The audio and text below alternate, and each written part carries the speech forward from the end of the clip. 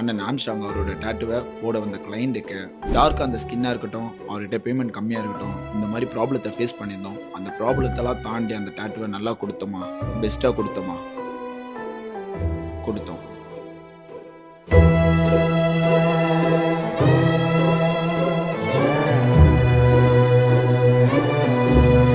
ஓப்பனாக சொல்லணும்னா உங்கள் ஸ்கின் டோனுக்கு என்னோட பெஸ்ட்டு கொடுத்துருக்கோம் ப்ரோ.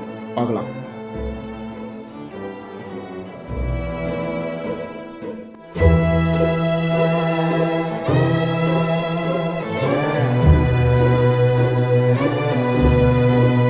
ஸ்கின் கலரை பற்றி பேசணும்னு பயன்ட்டேங்க, ஒழுங்காக வருமா வராதுன்ட்டு.